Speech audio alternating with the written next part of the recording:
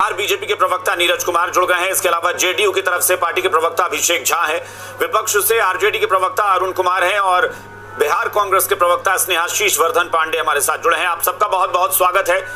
इसके अलावा हमारे सहयोगी पटना से रजनीश भी जुड़ गए हैं, उनके साथ कुछ शिक्षक नेता भी वहां जुड़े हैं, तो हम सबसे चर्चा करेंगे। रजनीश, पहले मैं आपके पास ही आता हूं, क्योंकि आज परीक्षा तो शुरू हो गई, सक्षमता परीक्षा, लेकिन जो मिला जुला रिएक्शन आया उसमें बहुतायत संख्या इस बात की रही है कि सरकार अपनी जुबान से मुकर गई। ये मामूली परीक्षा के नाम पर जिस तरह की परीक्षा ली गई है वो बहुत कठिन है और ऐसा लग रहा है कि सरकार फेल करने की एक साजिश कर रही है। बहुत सारे आरोप लगे हैं, क्या कह रहे हैं शिक्षक नेता? देखिए, शिक्षक नेता भी हमारे साथ है और आज जो परीक्षा में बैठे हैं अबरार अहमद जी, ये भी हमारे साथ है, नियोजित शिक्षक हैं। पहले जरा हम नियोजित शिक्षक जो हैं उनसे हम एक प्रतिक्रिया ले लेते हैं, फिर उनके जो प्रतिनिधि उनके जो नेता हैं उनसे भी प्रतिक्रिया ले लेंगे। अबरार जी, आज जो एग्जाम हुआ, कैसा एग्जाम हुआ और किस तरीके के प्रश्न थे?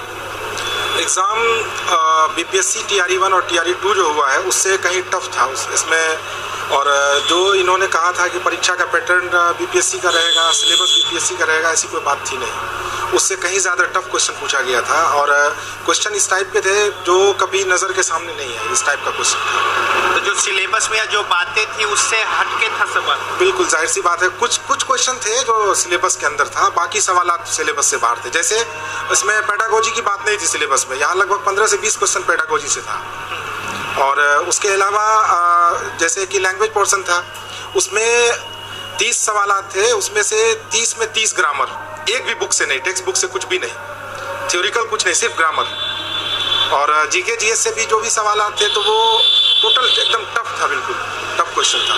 तो जो वादा था कि बड़ा सहज और सामान्य होगा परीक्षा, वो ऐसा ठीक उसके विपरीत रहा, उससे कहीं ज़्यादा कहीं टफ रहा, एकदम जो उम्मीद थी उससे ज़्यादा टफ रहा। एक छोटी सी प्रतिक्रिया ले लेते हैं यहाँ पे, और अमित विक्रम है। चलिए, लगता है नेटवर्क चला गया है। मैं फिर से एक बार रजनीश जी के साथ जुड़ूंगा। रजनीश हमारे सहयोगी लगातार जुड़े हुए हैं। मैं स्टूडियो का रुख कर लेता हूं और मैं सीधे चलता हूं सत्ता पक्ष के पास। नीरज जी, जो शिकायत आई है, मैं अभी और बयान इस डिबेट के दौरान सुनाता रहूंगा, और बहुत बड़ी संख्या है जिनका रिएक्शन यही है कि सरकार ने मामूली कहकर मजाक बना दिया। ये मामूली तो नहीं और कठिन भी नहीं, ये कह रहे हैं कि बहुत कठिन परीक्षा ले ली गई। ऐसा लग रहा है जैसे नई नियुक्ति के लिए हमसे परीक्षा ली जा रही है। मैं तो बहुत विस्तार से आपके चैनल पे दिन भर आज इस न्यूज़ में नजर बनाए हुए था जी, तो अलग अलग लोगों का अलग अलग रिएक्शन आ रहा था। कुछ इजी बता रहे थे, कुछ मॉडरेट बता रहे थे, कुछ टफ भी बता रहे थे। ये बिल्कुल सामान्य बात है, जैसे कोई विद्यार्थी परीक्षा देने जाता है तो जो अध्ययन करके जाता है, पढ़कर जाता है, उसको लगता है कि परीक्षा ये आसान है। जो नहीं पढ़कर जाता है उसको लगता है कि ये टफ है। ये वैसे ही बात है, मुझे लगता है कि ये आसान और टफ, इसका कोई एक पैरामीटर इस तरह का नहीं हो सकता। पैरामीटर लेकिन सिलेबस का तो होता है ना नीरज जी, टफ है। सिलेबस का तो पैरामीटर होता है ना कि भाई ये तो पहले 10 साल 15 साल, और मैं ये कहूंगा कि ये नीतीश कुमार की सरकार में ही इनका नियोजन हुआ है, तो ये तो लंबे समय से पढ़ा रहे हैं। 2005 के बाद से भी जोड़े तब भी 19 साल तो हो गए ना।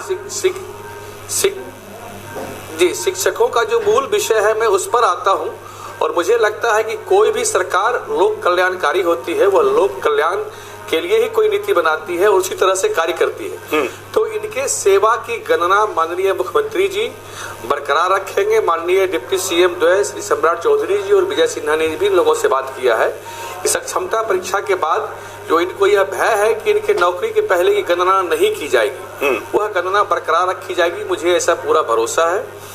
और ऐच्छिक ट्रांसफर की जहां तक बात है, जो दिव्यांग हैं, बुजुर्ग हैं, महिला हैं या पति पत्नी का जिनका मामला है, पहले उनका सॉल्व कर दिया जाएगा। उनको मुझे लगता है कि सरकार ऐच्छिक ट्रांसफर ही देगी, बाद में भी। नीरज जी, आपके इस शब्द से शिक्षकों को तो आपत्ति होगी, मैं भी उस पर सवाल उठा दूंगा। आपने कहा कि ऐसा मुझे पूरा भरोसा है। अब सरकार में आप बैठे हैं और आप कह रहे हैं मुझे पूरा भरोसा है, यानी आप भी कंफर्म नहीं है कि ऐसा होगा। अब भरोसा आप जताएंगे, ये तो विपक्ष के बैठे लोग बोले, हम बोले कि हमें भरोसा है कि सरकार ये सुन लेगी। सरकार के संज्ञान में ये बात है और 7 से 10 दिनों के अंदर सरकार निश्चित रूप से कोई नोटिफिकेशन भी शिक्षकों के पक्ष में जाहिर। ठीक है, चलिए अरुण जी के पास एक बार चलते हैं, अरुण जी से रिएक्शन लेते हैं। अरुण जी, आप थे सरकार में जब मुख्यमंत्री ने कहा था, गांधी मैदान में ये बात कही गई थी कि एक मामूली परीक्षा ली जाएगी और मामूली परीक्षा में सिर्फ हम एक टेस्ट की तरह लेंगे कि हाँ भाई वो कितने बढ़िया हैं, कितने काबिल हैं और उनको हम राज्यकर्मी का दर्जा देंगे। लेकिन आज जो रिएक्शन आया वो तो कुछ और आ रहा है। देखिए अभिषेक जी, लगातार जिस तरह से माननीय मुख्यमंत्री जी ने अपने तरीके से सरकार बनाने के लिए पलटी मारने का काम किया, उसी तरह आज फिर अपने जुबानों से पलटी मार गए।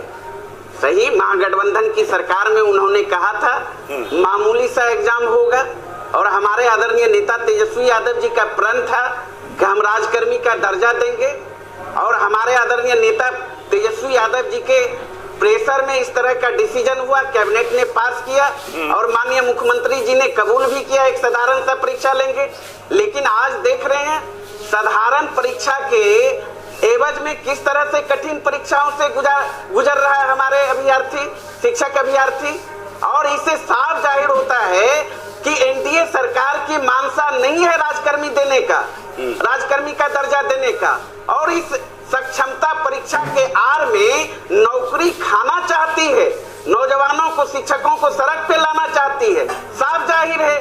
तो इसलिए चारों तरफ आक्रोश है और हम लोग शिक्षकों के साथ हैं अभिषेक जी, कतई नहीं अन्याय होने देंगे। आज भारतीय जनता पार्टी के लोग कल तक जो उछल के बोला करते थे जब महागठबंधन की सरकार थी कि बिना शर्त राजकर्मी का दर्जा देना चाहिए, आज क्या हो गया भाई? क्यों मुंह पर दही जमाए हुए हो?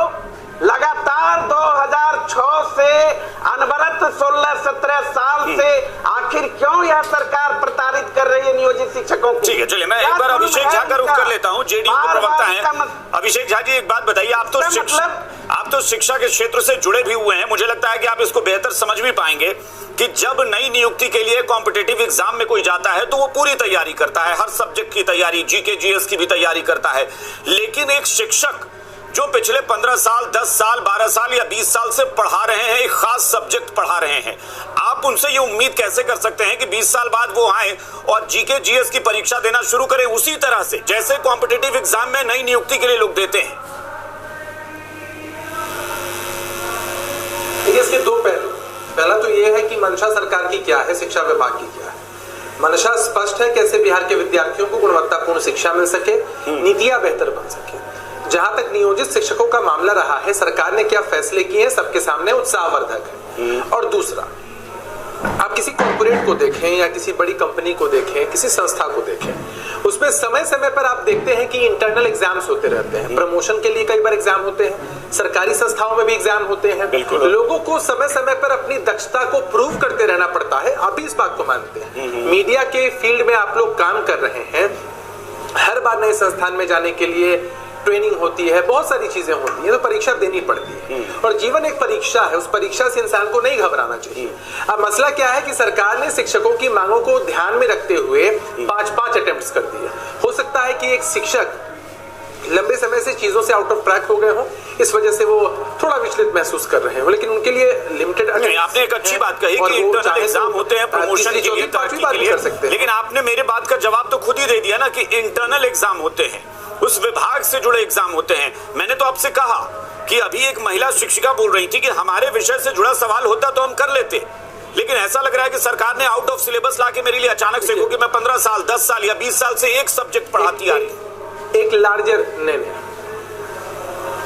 एक लार्जर पर्सपेक्टिव पर इसको देखने की जरूरत है विषय में। हम अपवाद स्वरूप अगर कुछ अभ्यर्थियों को देखते हैं, उन्होंने कहा कि भाई पेपर टफ है, हो सकता है कि राष्ट्रीय जनता दल के साथियों ने जाकर अपनी आंखों से पेपर को देख लिया होगा, इसीलिए उनको पेपर इतना टफ लगता होगा। हो सकता है कि कहीं कोई त्रुटि हो, गड़बड़ी हो, ग्रीवांसेस हो सकते हैं।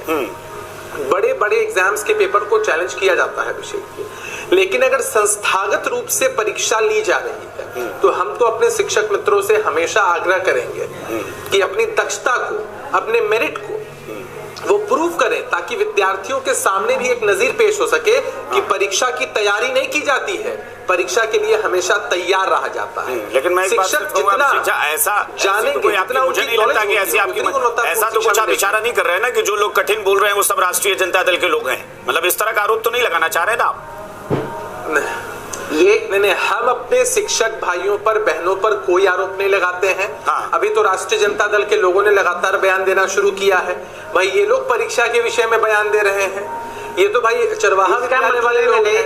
अभिषेक जी बार-बार आप चरवाहा विद्यालय की बात कर रहे हैं। विद्यार्थी आपको पता होगा कि शिक्षक यूनिसेफ ने सराहा चरवाहा विद्यालय को, कोई मतलब और आदरणीय लालू यादव जी का जो कंसेप्ट था शुरू कर दिया, तो इसलिए नहीं चरवाहा विद्यालय के कंसेप्ट को समझिए। बेचैनी क्यों होगी, बेचैनी क्यों होगी? सच बदल जाएगा। अब सच्चाई तो सबके सामने है।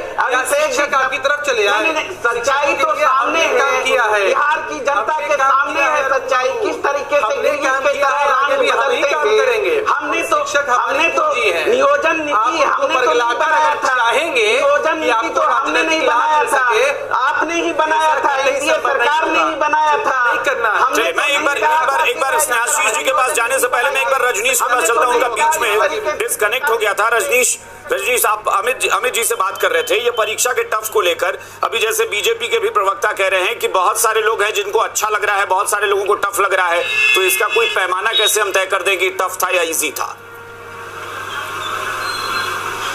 देखिए, पहले तो हम ये बता दें कि कोई चयनित करके प्रतिक्रिया शिक्षकों से नहीं ली गई है। जब पटना में जो भूतनाथ सेंटर है, जब एग्जाम देकर सारे लोग निकले तो रैंडमली जो भी सामने में आ गए उनसे जो है वो प्रतिक्रिया ली गई है। उसमें सहज तरीके से जो लोग थे और कोशिश की गई कि मैक्सिमम लोगों से प्रतिक्रिया ली जाए।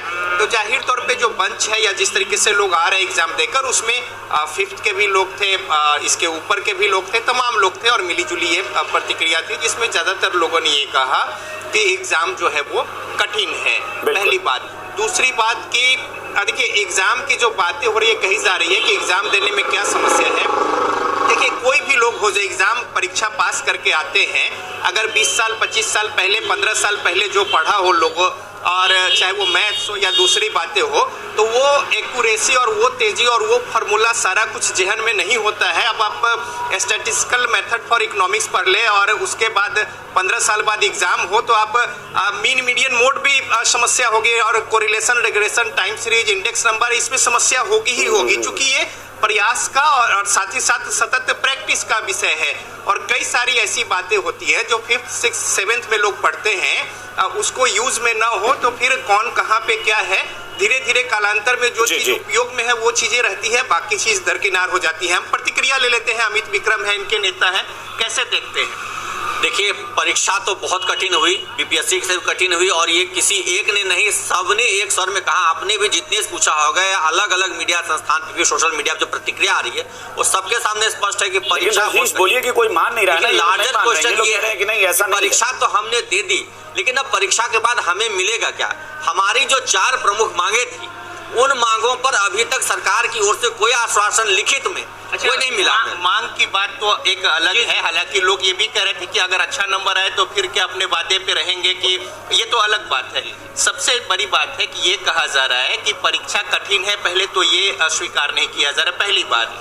दूसरी जो महत्वपूर्ण बात है, ये कह रहे हैं कि शिक्षक यदि छात्रों को पढ़ा रहे हैं तो फिर उन्हें परीक्षा देने में या फिर परफॉर्म करने में समस्या क्या है। दूसरी बात, तीसरी महत्वपूर्ण बात ये कही जा रही है कि छात्रों के सामने शिक्षक एट रैंडम कभी भी परीक्षा के लिए तैयार है तो उसको फेस करके पास करके नजीर पेश करे छात्रों के सामने। देखिए, पहली बात तो ये कि जो परीक्षा का लेवल है वो आप एक्सपर्ट्स हैं जो परीक्षा प्रतियोगी परीक्षाओं की तैयारी करवाते हैं, आप एक्सपर्ट से भी राय ले लीजिए कि क्वेश्चन का लेवल क्या है, क्या वो किसी विभागीय परीक्षा डिपार्टमेंटल एग्जामिनेशन के लेवल के लायक है, या यूपीएससी बीपीएससी के द्वारा जो सिविल सर्विसेज का एंट्रेंस लिया जाता है, तब पीटी लिया जाता है, उस लेवल का। ये स्पष्ट हो जाएगा।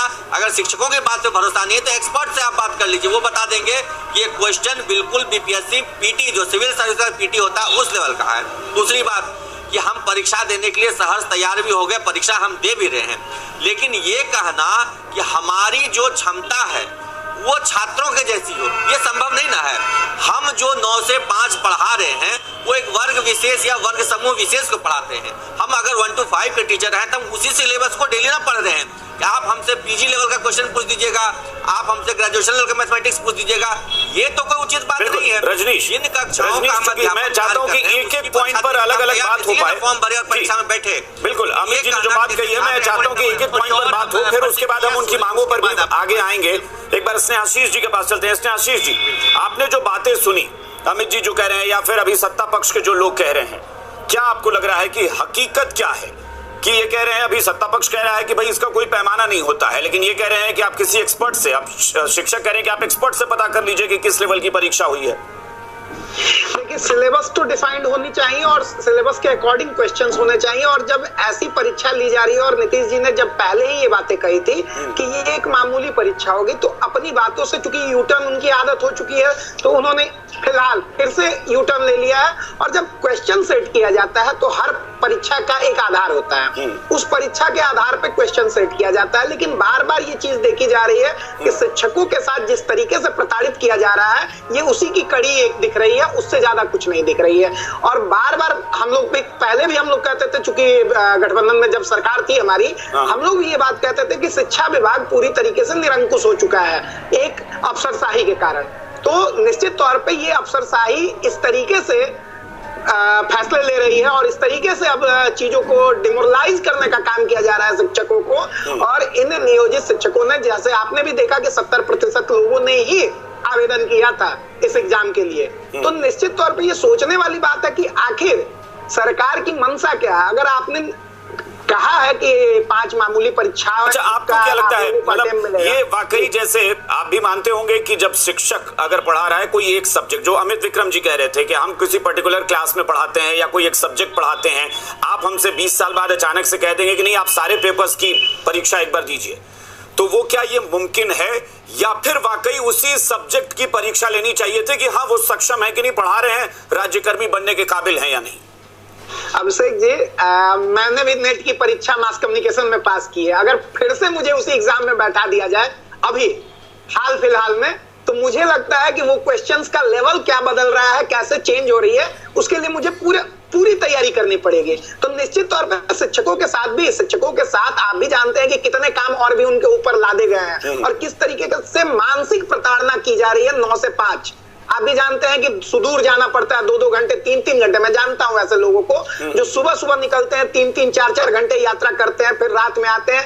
किस हालात में वो मानसिक जो प्रताड़ना उन्हें सरकार दे रही है, इसे हम लोग कैसे नजरअंदाज कर दें। और निश्चित तौर पे ऐसी बातों को ध्यान में रखते हुए सरकार को वैसे प्रश्न ही देने चाहिए थे जो एक लेवल पे और डिफाइंड वे में हो, कि सिलेबस डिफाइंड हो। और सिलेबस जब चूंकि डिफाइंड था, उसके बाद लोग बता ही रहे हैं। मैं एक बार नीरज जी से लेता हूं, फिर रिएक्शन, और फिर उसके बाद आपसे भी उस पर क्रॉस क्वेश्चन कर लेंगे। नीरज जी, मैं एक चीज जानना चाहता हूं कि ये राज्यकर्मी का जो दर्जा देने की बात है, इसके पीछे सरकार का मकसद क्या है? ये जो परीक्षा ली जा रही है, इसके पीछे सरकार का मकसद क्या था? मैं वहीं से शुरू करता हूं, मकसद क्या था इस परीक्षा का? देखिए, सरकार का मकसद बिल्कुल साफ है और सरकार यह भी मानती है कि शिक्षकों की बहुत सारी मांगे जायज हैं। तो फिर से स्पष्ट कर दूं, सरकार यह भी मानती है। मैं अभी मांगों पर आऊंगा, अभी और आऊंगा ना, चूंकि नहीं, अभी डिबेट है। हाँ नीरज जी, उस पर भी आएंगे, हम एक पॉइंट पर आ रहे हैं। नहीं नीरज जी, फिर वो ऐसे होगा ना तो वो गोलमोल बात हो जाएगी। मैं एक पॉइंट पर आऊंगा। मैं सिर्फ अभी इस सवाल पर हूँ कि आप बताइए कि इस परीक्षा का मकसद क्या था, कि परीक्षा की जरूरत क्यों पड़ी? आपका प्रश्न यही था। हाँ, मकसद क्या था? उत्तर दे रहा हूँ। जब इनकी बहाली की गई थी जब इनकी बहाली की गई थी, उस समय कहीं से ये बात नहीं थी कि इनको राज्यकर्मी का दर्जा दिया जाएगा। लेकिन जब राज्यकर्मी का दर्जा इनको देने की बात उठी, क्योंकि एनडीए के शासन में ही फैसला हुआ कि इनको राज्यकर्मी का दर्जा दिया जाएगा, तो इसकी एक प्रक्रिया तो होगी। ठीक है, मैंने तो उस प्रक्रिया को लेकर हमेशा कहा है, इसी मंच पर कई बार चर्चा में मैंने कहा कि हाँ परीक्षा देनी चाहिए, परीक्षा में कोई बुराई नहीं है। नीरज जी मुझे एक बात बताइए, आपने कहा कि जब राज्यकर्मी का दर्जा देने की बात शुरू में नहीं थी, अब हुई। भाई आप परीक्षा ले रहे हैं, आपने ही तय किया है कि इस परीक्षा में असफल होने पर भी नौकरी नहीं जाएगी, यानी वो लोग भी पढ़ाएंगे जो इस परीक्षा में पास नहीं होंगे और वो लोग भी पढ़ाएंगे जो इस परीक्षा में पास होंगे। फिर मुझे बताइए कि इसका मकसद क्या था? अब बताइए जरा। उनका समायोजन किस तरह से होगा यह अभी सरकार ने तय नहीं किया है। हाँ, इतना तय जरूर हो गया कि उनकी नौकरी नहीं जाएगी, बाकी उनका समायोजन किस तरह से होगा यही जो आप लोग नीरज जी, यही जो एक असमंजस वाली स्थिति है ना, यही सारे विवाद की जड़ में है। आप स्पष्ट ही नहीं कर रहे हैं कि आप क्या सोच रहे हैं। किसी की नौकरी नहीं जाएगी, सबका कहीं न कहीं समायोजन होगा। और अभी जो आरजेडी के प्रवक्ता बता रहे थे, मैं मुझे एक दो इनकी बातों का उत्तर देने दीजिए। ये 1992 की बात है, मेरे ख्याल से 92-93 की बात है। 90 दिन तक शिक्षक हड़ताल पर रहे थे। इन लोगों को शायद नहीं याद होगा, एक मांग लालू राज्य में नहीं मांगा गया था, शिक्षकों को प्रताड़ित किया गया था, तबाह किया गया था। और एक नियम भी है कि अगर 90 दिन तक आप ड्यूटी से एब्सेंट रहते हैं तो आपकी नौकरी नहीं मानी जाएगी। शिक्षक थक हार कर इनकी शर्तों पर माने थे और फिर इस 90 दिन को इनको आगे गर्मी छुट्टी, सर्दी छुट्टी में एडजस्ट किया गया था। Number 1 point. Number 2 point, Lalu ji के शासनकाल में जिनका शिक्षा से कोई लेना देना दूर दूर तक नहीं, रामानंद यादव, सुरेंद्र यादव, इस तरह के सैकड़ों हजारों लोग कमीशन के द्वारा बहाल किए गए थे। तो क्या चाहते हैं कि उसी परंपरा को बढ़ाया जाए? क्या उस परंपरा की बात नहीं है, मैं तो कह रहा हूं कि 2005 के बाद से आपने नियोजन शुरू किया ना, आप उसी को कंसीडर करिए ना। आप 2005 के बाद के नियोजन को कंसीडर करिए। और मुझे सिर्फ इतना बताइए, मैंने फिर कहा कि जब सेवा समाप्त ही नहीं होगी और परीक्षा लेनी ही है और दोनों को रखना है नौकरी में, तो फिर मामूली परीक्षा ही लेनी थी। 11 महीने के लिए ज्वाइनिंग दी थी, तो उसको 30,000, 40,000, 50,000 तो ठीक है। स्नेहाशीष जी जवाब दीजिए। यही सरकार कर रही है। देखिए, दिक्कत क्या है ना कि भारतीय जनता पार्टी के लोग जब भी आए हैं सत्ता में, तो वो नौकरियां छीनने का काम किए हैं और लोगों को, जो भी उत्साहित लोग हैं जो रोजगार के प्रति या जो भी शिक्षा के प्रति जिम्मेदार होते हैं, उनकी स्थिति को ये लोग दयनीय कर देते हैं। एक बात मैं और इस डिबेट में आपके सामने एक फैक्ट और भी नियोजन के तहत 2005 के बाद से बहुत बड़ी संख्या में नौकरी दी गई है नियोजन के तहत। समस्या देखिए क्या है यहाँ पे कि अभी जो 56 सेंट्रल यूनिवर्सिटीज हैं, वहां पे 10 सेंट्रल यूनिवर्सिटीज, उसमें एक बिहार का भी है, तो उनका भी ग्रेडिंग किस तरीके से नीचे आ रहा है आप भी देख रहे हैं। तो ये शिक्षा में जो ग्रेडिंग की बात आ रही है, तो ये कह रहे हैं कि एग्जाम देना चाहिए, एग्जाम से उन्नयन होता है, छात्रों का भविष्य बनेगा। तो ये चीज आप तो बार बार कह रहे हैं कि इस एग्जाम का कोई महत्व नहीं है, फिर कह रहे हैं कि इस एग्जाम का महत्व है। आप कहना क्या चाहते हैं? क्योंकि शिक्षा विभाग इनके हाथों में नहीं है, पूरी तरीके से निरंकुश हो चुकी है शिक्षा विभाग, इसलिए ऐसी उहापोह की स्थिति बन रही है। और निश्चित तौर पे मैं कहना चाहूंगा कि परीक्षा में आप क्वेश्चन दीजिए, क्वेश्चन हमेशा आसान नहीं होता है, लेकिन आप कहना क्या चाहते हैं, करना क्या चाहते हैं, अपना मंशा तो आप स्पष्ट कीजिए। चलिए ठीक है, मैं अभिषेक झा और उसके बाद अरुण जी, दोनों आदमी से रिएक्शन लेता हूं। अभिषेक झा, मेरा भी आपसे वही सवाल है कि परीक्षा का मकसद, आपकी बड़ी तारीफ होती है इस सरकार की। 2005 के बाद से आप लोग कहते भी हैं कि हमने बहुत बड़ी संख्या में, लाखों की तादाद में शिक्षक नियुक्त किए हैं नियोजन पर। आज उन्हीं को राज्यकर्मी का दर्जा आप देने की बात कर रहे हैं। नौकरी किसी की समाप्त नहीं होगी, आपके मुख्यमंत्री ने या फिर शिक्षा मंत्री ने भी कह दिया है। फिर इस परीक्षा का मकसद क्या था? परीक्षा का समर्थन हमने भी किया था, ये मैं पहले स्पष्ट कर दूं कि हाँ, परीक्षा होनी चाहिए, लेकिन किस स्तर की? जब आप फेल किसी को करेंगे ही नहीं, नौकरी किसी की समाप्त करेंगे ही नहीं, तो फिर कम से कम एक लेवल मामूली रखते कि भाई उस सब्जेक्ट की परीक्षा दीजिए और पास होइए। नहीं, अभी इस बात का कोई आकलन नहीं कर सकता है। देखिए, वही बात ही है कि जिसकी जितनी अच्छी तैयारी होती है, उनको परीक्षा का प्रश्न पत्र उतना ही आसान या कठिन लगता है। तो ये तो अपने अपने हिसाब से एक प्रस्तुत विश्लेषण है कि परीक्षा में इस तरह के सवाल परीक्षा सेट करने वाले एक्सपर्ट तो होते हैं ना, हमेशा मानते हैं एक्सपर्ट तो होते हैं ना। अगर वो शिक्षक आपके सामने ही आपको चुनौती दे रहे हैं कि आप एक्सपर्ट से ही पूछ लीजिए, और वो कह रहे हैं कि वो किसी भी कमीशन यानी यूपीएससी हो या पीसीएस के प्रीलिम्स से अगर आसान हो तो बताइए, वो चुनौती आपको दे रहे हैं सीधे। नहीं, हम किसी चुनौती से घबरा रहे हैं, डर रहे हैं?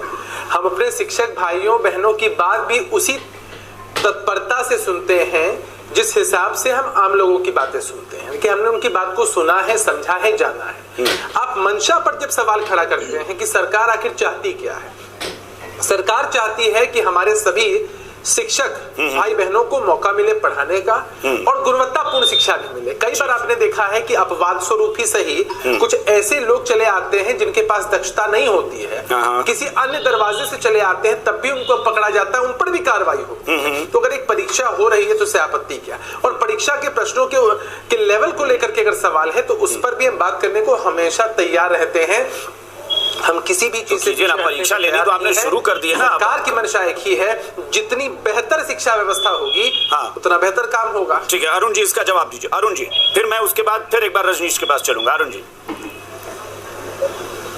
अभिषेक जी, अभी खुद ही जदयू के साथी ने एक्सेप्ट किया गुणवत्तापूर्ण शिक्षा मुहैया कराने को लेकर इस तरह की प्रक्रिया अपनाई जा रही है।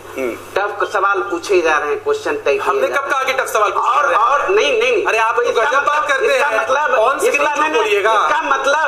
इसका मतलब 17 साल से वो सक्षम शिक्षक नहीं थे, गुणवत्तापूर्ण शिक्षा मुहैया नहीं करा रहे थे, उन्हीं पर आपको विश्वास नहीं हो रहा है। आप लोगों की नहीं है, आप जो है नहीं, आपने तो अभी कहा आपके और विवेक में कहा ये लोग और दूसरा बात और अभिषेक जी अभी भारतीय जनता पार्टी के साथी बोल रहे थे कि राजकर्मी का दर्जा देने की मांग जो है निर्णय एनडीए सरकार की थी। एनडीए, अरे आपको जानकारी नहीं है, पूरा नियोजित शिक्षक जानते हैं। जब डिप्टी सीएम हुआ करते थे सुशील कुमार मोदी जी, उन्होंने डंके के चोट पर कहा करते थे नियोजित शिक्षकों को कि भगवान भी धरती पर आ जाएंगे। अरुण जी, इसका प्रमाण इस बहस में नहीं पढ़ना है भाई। मुख्यमंत्री ने भी अब सदन में कहा था, हम उसका प्रमाण कहां से लाएं? मुख्यमंत्री ने खुद कहा कि पहले ही हमने निर्णय ले लिया था। अब क्या करें इसका? इस बहस में छोड़ दीजिए कि किसका क्रेडिट है। नहीं, ये तो महागठबंधन के कैबिनेट का डिसीजन हुआ, या हमारे नेता आदरणीय तो लीजिए, या हमारे नेता तेजस्वी यादव जी का प्रण था, संकल्प था, उस संकल्प को महागठबंधन सरकार ने पूरा किया, ये जग जाहिर है, कौन नहीं जानता। मुख्यमंत्री ने तो यही कहा ना कि जब विजय चौधरी शिक्षा मंत्री थे उसी वक्त की बात है। ये सीएम ने सदन में कहा था, इसलिए इस बहस में जाने का कोई मतलब नहीं है। अब मुख्यमंत्री जी के मेमोरी को तो सर्टिफिकेट भारतीय जनता पार्टी के लोग ही दे सकते हैं। मेमोरी लॉस उस समय तो मेमोरी लॉस कहा करते थे। अब मुख्यमंत्री चलिए मैं एक बार फिर से रजनीश के पास चलता हूँ। रजनीश, ये बात अब भी क्लियर नहीं है कि टफ या इजी, लेकिन फिर भी मैं चाहता हूं कि इस बार जो नियोजित शिक्षक जो हैं, जो आप बता रहे हैं कि परीक्षा देकर आए हैं, वो कुछ चीजें अगर ऐसी बता सके जिससे पता चले कि वो क्या आ चुकी है। अभी अमित विक्रम कह रहे थे कि कोई एक्सपर्ट भी ये कह सकता है कि कितना टफ था। देखिए, शिक्षक एग्जाम दे रहे हैं, सरकार ले भी रही है, क्वेश्चन जैसे भी रहे वो अलग मसला है, जब आप जैसे भी दिए हो परिणाम आएगा वो अलग मसला है।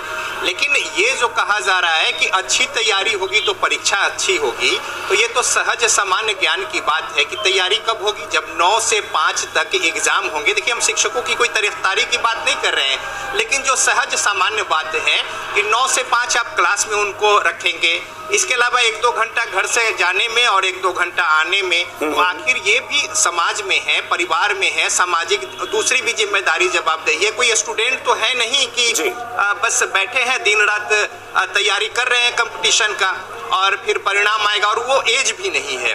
तो देखिए, हर चीज का एक सर्टेन समय होता है। बहरहाल अब हम सवाल ले लेते हैं, लेकिन ये कि अच्छी तैयारी होगी, सवाल है कि तैयारी ये करेंगे कब? तो ये तो रजनीश ये है ना कि अब सरकार परीक्षा ले रही है तो सरकार अपना बचाव यही कह के कर रही है कि अगर इनकी तैयारी अच्छी होती तो इनको परीक्षा इजी लगती, इनकी तैयारी अच्छी नहीं है इसलिए इनको टफ लग रही है। सरकार को तो वही करना है ना कि भाई अपनी बात का बचाव करना है। यही तो सवाल है ना कि तैयारी ये कब करेंगे? जब सुबह 9 से 5 विद्यालय में 1-2 घंटा विद्यालय जाने में, 1-2 घंटा आने में, तो सवाल है कि समय भी तो होना चाहिए। बहरहाल हम छोटी सी प्रतिक्रिया ले लेते हैं।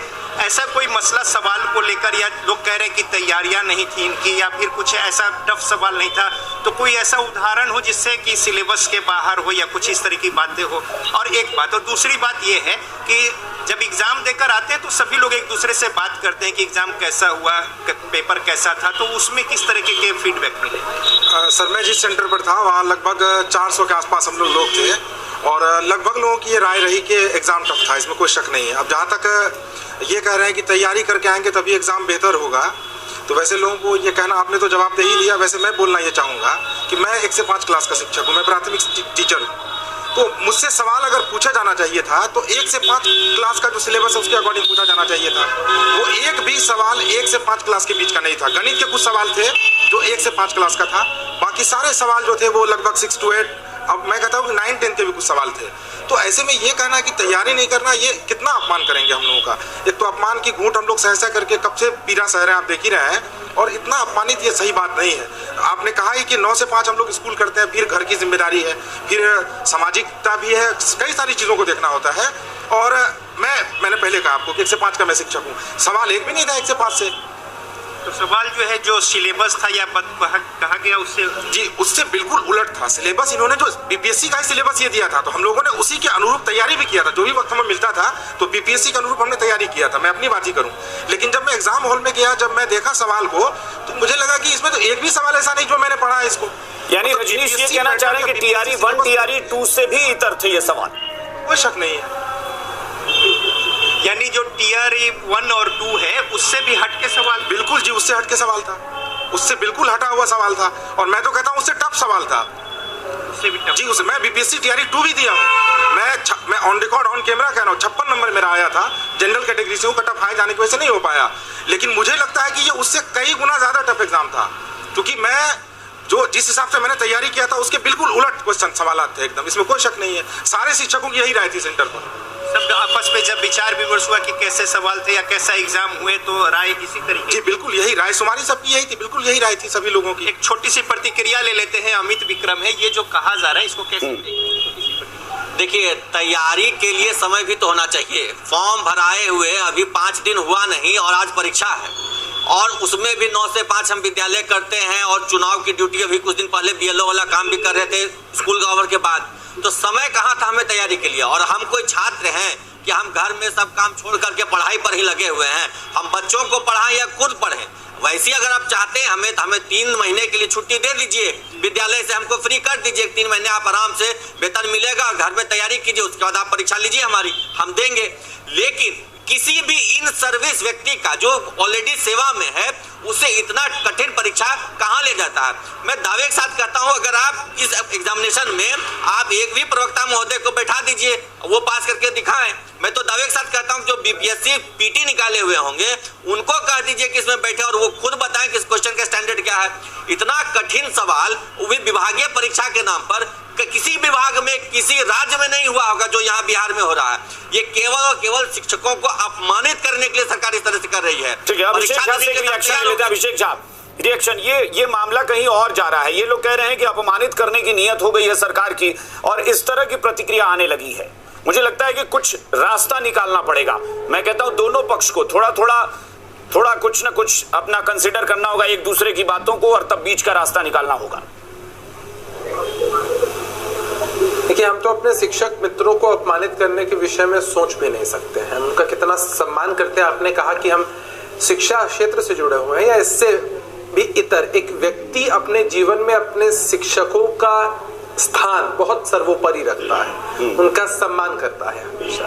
और रास्ता जो कुछ भी निकला है आज तक सरकार ने ही निकाला है, और शिक्षकों के हित को ध्यान में रखते हुए, विद्यार्थियों के हित को ध्यान में रखते हुए ही निकाला है।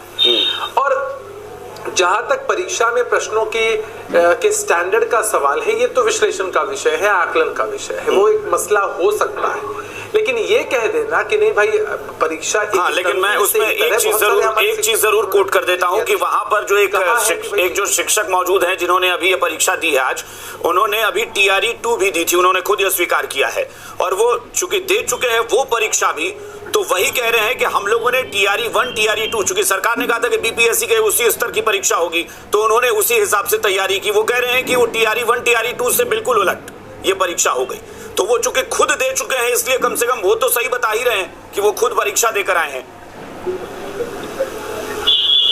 हमने ये कभी नहीं कहा है कि हमारे शिक्षक भाई, हमारे शिक्षक मित्र एकदम गलत बता रहे हैं, लेकिन कई बार नजरिया सबका अलग अलग होता है अभिषेक जी, इस बात को भी आपको मानना पड़ेगा।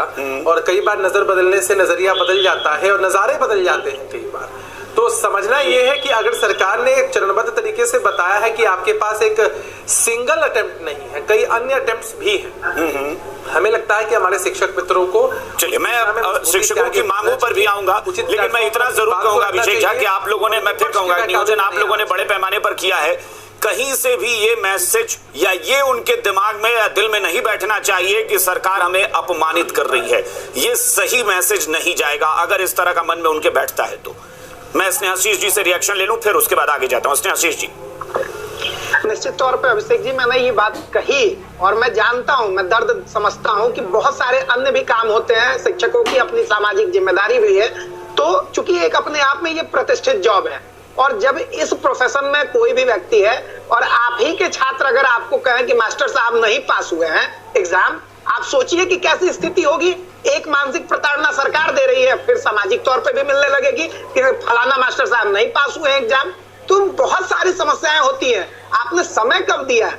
और जब सिलेबस आप 1 से 5 पढ़ाने वाले, अभी ऑन एयर आपने दिखाया भी, क्योंकि 1 से 5 तक पढ़ाने वाले जो शिक्षक है उनको कक्षा 9वीं की और 12वीं का आप देने लगे जी के जीएस, तो निश्चित तौर पे उनके लिए ये वही बाउंसर वाली स्थिति हो जाएगी कि कोई तैयार खड़ा है कि मुझे एक नॉर्मल शॉट खेलना है और आप बाउंसर पे बाउंसर मारे जा रहे हैं। तो ये शिक्षा विभाग की पूरी, मैं तो कहना चाहता हूँ, अभिषेक भाई यहाँ पे बैठे हुए हैं, बहुत जहीन व्यक्ति हैं, मैं उनसे ये मांग करता हूँ कि जो लेजर क्वेश्चंस बचे हुए होंगे, सेट ए सेट बी बनता है, क्या वही सेट ए सेट बी इसकी जांच करा लीजिए आप लोग कि उसी सेट को दे दिया गया है क्या इन टीचर्स को, कि आप तो मेहनत करना चाह नहीं रहे थे, लोग तो लगे हुए थे सरकार गिराने और बचाने में, तो इसी आपाधापी में क्या वही क्वेश्चन दे दिए हैं क्या? अभिषेक झा कोई जवाब देना चाहे, क्योंकि यहाँ पर चुनौती है ना कि 15 दिन पहले जो आपके सहयोगी थे वो कह रहे हैं कि भाई हमने तो फैसला कुछ और किया था, हो कुछ और रहा है।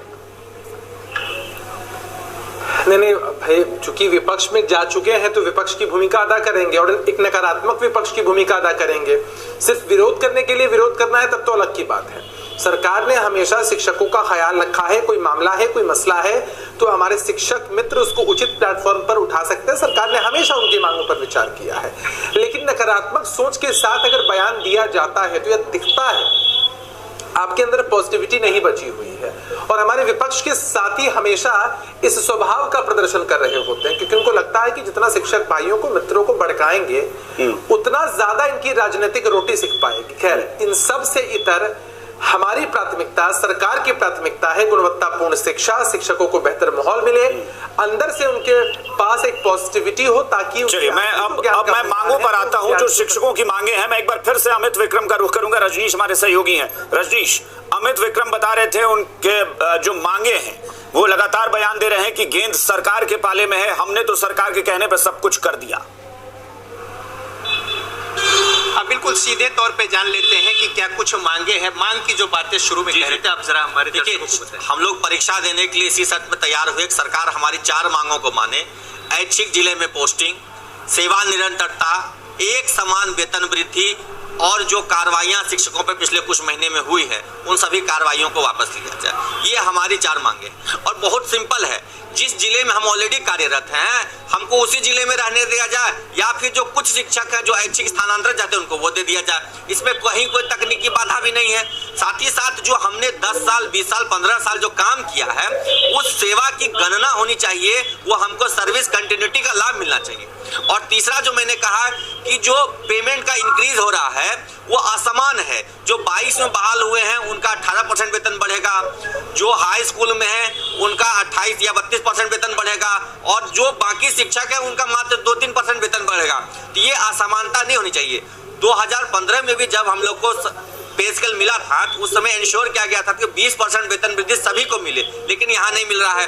साथ ही साथ जो कालबद्ध प्रोन्नति है, जैसे 8 साल पर बेसिक ग्रेड से स्नातक ग्रेड, 5 साल में स्नातक ग्रेड से प्रधानाध्यापक ग्रेड, ये भी हमें पूर्व की तिथि से ही जोड़कर मिलना चाहिए। ऐसा नहीं हो कि हमारी जो पुरानी सेवा है उसको आप शून्य मान लीजिए और आज से एक नई नौकरी की तरह हमको ज्वाइनिंग दे दिया जाए। परीक्षा तक हमने सह लिया है, शर्त को मान लिया है। अब सरकार को चाहिए कि हमने ये जो 4 मांग कहा है, इन 4 मांगों पर सरकार जल्द से जल्द निर्णय ले। अमित जी को कहिए कि वो चूंकि सत्ता पक्ष के लोग बैठे हुए हैं, अगर उनका कोई सवाल है तो डायरेक्ट वो पूछे, हम वहां पे वो लोग आवाज सुनेंगे और वो लोग फिर जवाब देंगे। बिल्कुल बिल्कुल, अगर कोई सवाल हो, सत्ता पक्ष के लोग बैठे हैं, जेडीयू बीजेपी थे, अगर कुछ पूछना चाहते। सवाल बिल्कुल सर एक ही है कि हमने सरकार की हर शर्त मानी। सरकार ने कहा कि आप परीक्षा दीजिए, हम परीक्षा दे रहे हैं, आप क्वेश्चन का लेवल देख लीजिए, बीपीएससी से कहीं ज्यादा कठिन है, उसके लिए भी हम तैयार हो गए, हम दे रहे हैं परीक्षा और देंगे भी। सब लोग पास भी करेंगे, फर्स्ट अटेम्प्ट में जो छूट गए हैं वो सेकंड अटेम्प्ट में पास करेंगे, लेकिन सब पास करेंगे सर। लेकिन जो हमारी मांगे हैं, सेवा निरंतरता, वेतन वृद्धि में समानता, हम जवाब लेते हैं और चलते हैं नीरज जी के पास। नीरज जी आप उससे पहले कह भी रहे थे और अब हम मांगों पर आ गए हैं, अब उस पर आप जवाब दीजिए। भाई सबसे बड़ा सवाल तो यही है कि जब ये राज्यकर्मी का दर्जा पाएंगे उसके बाद उनको वरीयता दी जाएगी उतने साल के एक्सपीरियंस के मुताबिक। बिल्कुल, मैंने इस डिबेट के शुरुआत में ही कहा कि सेवा की गणना बरकरार रखी जाएगी। सरकार इसमें आपने कहा मुझे भरोसा है। सरकार हमेशा लोक कल्याणकारी होती है, लोक हितकारी काम करती है। सरकार हमेशा लोक कल्याणकारी होती है, इनकी सर्विस बेकार नहीं जाएगी, इनके हर डे का काउंटिंग का। एक बात बताइए ना नीरज जी अगर ये है तो सरकार ये क्लियर बोल क्यों नहीं रही? ये आप जो कहते हैं कि भरोसा रखा जाए, सरकार जरूर सोचेगी, क्यों नहीं सरकार ने राज्यकर्मी का दर्जा देने के साथ ही उससे मिलने वाली सारी सुविधाओं या लाभों का जिक्र किया? शिक्षा मंत्री जी ने ऐच्छिक ट्रांसफर पर भी बयान दिया है। शिक्षा मंत्री नहीं, उन्होंने सिर्फ कहा था कि महिलाओं और दिव्यांगों की बात की थी, उन्होंने सबकी बात नहीं की थी। उन्होंने जी महिलाओं, दिव्यांगों, बुजुर्गों की बात की थी और इन सबको कंसीडर किया जाएगा और मुझे लगता है कि सरकार इन लोगों की, शिक्षकों के मांग के साथ, चूंकि भाजपा ऐसी पार्टी है जो इनके लिए लाठी भी खाई है, तो इनकी मांग के साथ है और मानिए ठीक है। अरुण जी जवाब दीजिए, सबसे छोटा रिएक्शन लेंगे क्योंकि हम लगातार आ गए हैं। अरुण जी क्या इस पर भरोसा विपक्ष के नाते भी आप कर सकते हैं कि हाँ सरकार कह रही है कि इनकी मांगों पर हम विचार करेंगे और पूरा ध्यान रखेंगे? बिल्कुल, ये सरकार भरोसे लायक है ही नहीं। अगर भरोसा अब इस पे रहता, 17 साल से रुला रहे हैं भाई, 17 साल से नियोजित शिक्षकों को प्रताड़ित कर रही है सरकार। और अभी सम्मान की बात कर रहे थे। अब पिछले दिनों बीजेपी ऐसा कभी नहीं हुआ है। हमारे आदरणीय नेता तेजस्वी यादव जी शिक्षकों से मिलते हैं, शिक्षक नेता से मिलते हैं, वार्तालाप करते हैं। आपने देखा भारतीय जनता पार्टी के ऑफिस के बाहर किस तरीके से पिछले दिनों एक सप्ताह भी नहीं हुआ है, किस तरीके से आपने पिटवाने का काम किया, वहीं अभी देखिए ना, सप्ताह दिन में जनता देख रही है, सब याद है इसने लाठीचार्ज करवाया, इसने अपमानित किया, अपनी उचित मांग को लेकर गए थे। नीरज जी आप चाहें तो एक सीधा सा जवाब दे सकते हैं। सरकार चाहे तो सीधा एक पत्र जारी कर सकती है और कह सकती है कि भाई राज्यकर्मी का दर्जा जो हम दे रहे हैं इस परीक्षा के बाद, वो हम ये लाभ उसमें देने वाले हैं, ये फायदा हम पहुंचाएंगे उन शिक्षकों को। क्या अब तक, नीरज जी बताइए, अब तक ये स्पष्ट है कि राज्यकर्मी का दर्जा देने में आप क्या फायदा पहुंचाएंगे उनको? कहीं किसी को पता है, आपको भी पता है, बताइए नीरज जी। की आदेश का पालन नहीं करता हो तो सरकार से क्या उम्मीद कर सकते हैं? मैं दावे से कह सकता हूं नीरज जी कि आप इस मंच पर बैठे हैं, आपको भी नहीं पता है कि राज्यकर्मी का दर्जा देने में क्या लाभ सरकार देने जा रही है। अपने तरीके से अपमानित कर रहे हैं शिक्षकों को, जनप्रतिनिधियों को, सम्मान की बात करते हैं। ठीक है अरुण जी, मैं कह रहा हूं नीरज जी कि आप यहाँ इस मंच पर सत्ता पक्ष से बैठे हैं और मैं दावे से कहता हूं कि आपको भी नहीं पता होगा कि राज्यकर्मी का दर्जा देने के साथ सरकार क्या क्या लाभ पहुंचाएगी, लाभ देगी उनको। ये पता ही नहीं है किसी को, क्लियर ही नहीं किया गया है कभी। बिना राज्यकर्मी का दर्जा दिए महिलाओं को 730 दिन का मातृत्व अवकाश दिया गया। इस तरह की सारी फैसिलिटी, राज्यकर्मी का दर्जा में क्या क्या फायदा पहुंचेगा इनको आप बताए हैं? अगर आपको पता हो तो बताइए। ये मैं कह रहा हूँ नीरज जी, आप बताइए कि राज्यकर्मी का दर्जा में क्या क्या लाभ उनको मिलने वाला है। आप बताइए ना क्या लाभ मिलेगा राज्यकर्मी के दर्जा के तौर पर? बच्चों को पालने के लिए अवकाश मिलता है। अरे कहाँ आप चलेगा, अवकाश मिलता है तो हमेशा से मिलता है। राज्यकर्मी का दर्जा की मैं बात कर रहा हूँ, मिलना शुरू हो गया राज्यकर्मी की तरह। आपको जानकारी नहीं है, ये जानकारी ये शुरू हो चुका है। चलिए मैं स्नेहाशीष जी का रुख करता हूँ। स्नेहाशीष जी मैं सीधे मांग पर आ रहा हूँ। आपको क्या लगता है कि इन शिक्षकों की मांग, खासतौर पर मैं 2-3 मांगों की बात कर रहा हूँ। एक तो वो तनख्वाह की बात कर रहे हैं कि उनका बढ़ोतरी जो है वो होना चाहिए, नियम के तहत असमानता नहीं होनी चाहिए। दूसरा कि जो वो कह रहे हैं कि हमारे एक्सपीरियंस को कंसीडर क्यों नहीं किया जाएगा, और ये मुझे लगता है कि अगर सक्षमता परीक्षा वो पास करके सफल होते हैं तो जाहिर तौर पे वो डिजर्व करते हैं राज्यकर्मी का दर्जा, क्योंकि वो परीक्षा पास कर रहे हैं तो उनको वरीयता तो मिलनी ही चाहिए ना, 15 साल 10 साल जो पढ़ा चुके हैं। निश्चित तौर पे हम लोग शिक्षकों की ये मांग जो है और शिक्षक नेताओं की भी ये मांग है, हम उनके साथ हैं। और हम कांग्रेस पार्टी के प्रवक्ता के नाते यह बात पूरी जिम्मेदारी के साथ कहना चाहते हैं कि शिक्षकों की ये जो डिमांड है वो पूरी तरीके से संवैधानिक और लोकतांत्रिक है। और उन्होंने जो मांग की है, आप बताइए कि 15 साल 20 साल से 15 साल से लोग पढ़ा रहे हैं। 15 साल से अगर कोई पढ़ा रहा है उसको क्यों नहीं वरीयता दीजिएगा? ठीक है, मैं अभिषेक झा से रिएक्शन ले लेता हूं। अभिषेक झा, मुझे लगता है कि आप लोग जिम्मेदार लोग हैं और आप लोग चाहें तो बातचीत कर सकते हैं अपने स्तर पर। मुझे लगता है कि आप लोग करेंगे भी। अभिषेक झा। नहीं, निश्चित रूप से अभिषेक जी, हमने तो हमेशा कहा है कि हम बातचीत में विश्वास रखने वाले लोग हैं। प्रवक्ता के नाते यह बात पूरी जिम्मेदारी के साथ कहना चाहते हैं कि शिक्षकों की ये जो डिमांड है वो पूरी तरीके से संवैधानिक और लोकतांत्रिक है। और उन्होंने जो मांग की है, आप बताइए कि 15 साल 20 साल से 15 साल से लोग पढ़ा रहे हैं। 15 साल से अगर कोई पढ़ा रहा है उसको क्यों नहीं वरीयता दीजिएगा? ठीक है, मैं अभिषेक झा से रिएक्शन ले लेता हूं। अभिषेक झा, मुझे लगता है कि आप लोग जिम्मेदार लोग हैं और आप लोग चाहें तो बातचीत कर सकते हैं अपने स्तर पर। मुझे लगता है कि आप लोग करेंगे भी। अभिषेक झा। नहीं, निश्चित रूप से अभिषेक जी, हमने तो हमेशा कहा है कि हम बातचीत में विश्वास रखने वाले लोग हैं और ये सरकार संवेदनशील है। सरकार की संवेदनशीलता का परिचय कई बार आपको कई मौकों पर मिला है। और मैं अभी इसी डिबेट में मैं 4 बार ये बात कह चुका हूं कि 2005 के बाद से आप लोगों ने लाखों की संख्या में शिक्षक भर्ती किए हैं, इसमें कोई दो राय नहीं है। लेकिन अब वही शिक्षक आपसे भी कुछ उम्मीद लगाए बैठे हैं, तो इसमें क्या आपत्ति है? अगर वो हमारी पूंजी है तो हमसे ही उम्मीद करेंगे ना, और हम ही उनकी उम्मीदों को पूरा करेंगे, उनकी उम्मीदों पर खरे उतरेंगे। और उनसे भी उम्मीदें हैं बिहार की आम आवाम को, बिहार की जनता को, बिहार के विद्यार्थियों का जो भविष्य उनके पास है उसे वो सुरक्षित रखें, आगे बढ़ाएं। मुझे लगता है कि इसके लिए तो आप लोगों को भी खुश होना चाहिए ना। आप लोगों ने कहा कि एक हम सक्षमता परीक्षा लेंगे ताकि राज्यकर्मी का दर्जा दें तो हमें पता चले कि हमने सक्षम लोगों को चुना है। अगर वो सफल होते हैं तब तो वो डिजर्व करते हैं ना कि उनके एक्सपीरियंस को भी कंसीडर किया जाए, क्योंकि वो डिजर्विंग कहलाएंगे कि हाँ उन्होंने पास की है परीक्षा। अच्छा, वो डिजर्विंग थे और डिजर्विंग है, हम इस बात को मानते हैं।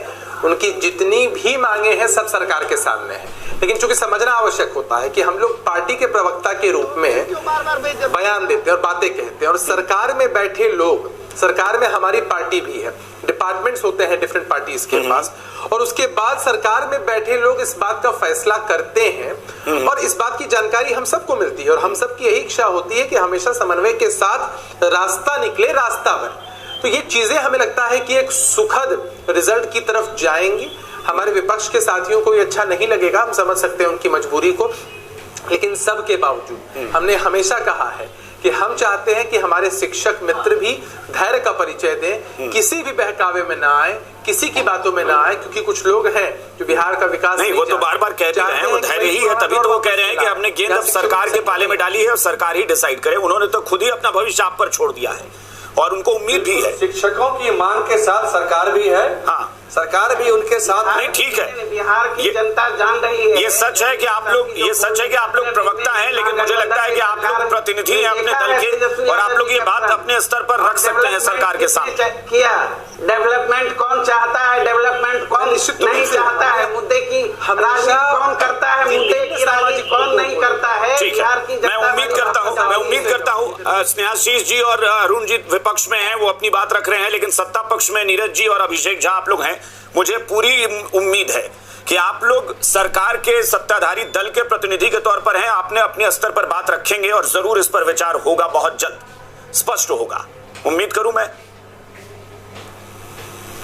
जी निश्चित रूप से और सरकार शिक्षकों के साथ पूरी तरह से है। सरकार शिक्षकों के हित में। चलिए ठीक है, मैं उम्मीद करता हूं और मैं वही आश्वासन वहां भी दूंगा जो शिक्षक अभ्यर्थी या शिक्षक नेता हैं कि भाई सरकार कह रही है कि हम उस पर जल्दी ही उस पर फैसला करके और स्पष्ट करेंगे। बहुत बहुत शुक्रिया आप सबका इस चर्चा में शामिल होने के लिए। फिलहाल बात बेबाक के इतना ही। बने रहिए जी बिहार झारखंड के साथ।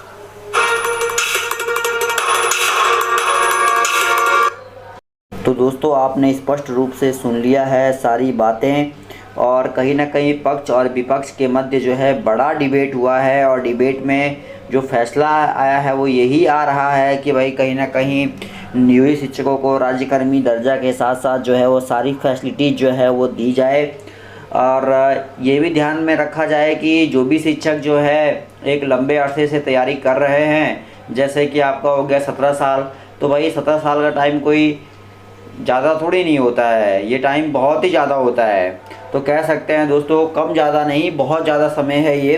तो दोस्तों वीडियो को शेयर कीजिएगा और पल पल की लेटेस्ट अपडेट के लिए चैनल के माध्यम से जुड़े रहिएगा, क्योंकि नियोजित को राज्यकर्मी का दर्जा ज़रूर मिलेगा। पूरा डिबेट आप सुनिए, इस डिबेट में क्या कुछ बातें जो है वो कही जा रही हैं। डिबेट का जो मुख्य शीर्षक है वो यही है कि नियोजित शिक्षकों को हर हाल में जो है राज्यकर्मी का दर्जा मिलना चाहिए और राज्यकर्मी का दर्जा इन्हें दिया जाना चाहिए, क्योंकि एक लंबे समय से इन लोगों ने संघर्ष किया है, इंतज़ार किया है। तो बहुत ही अच्छी अपडेट है डिबेट के माध्यम से।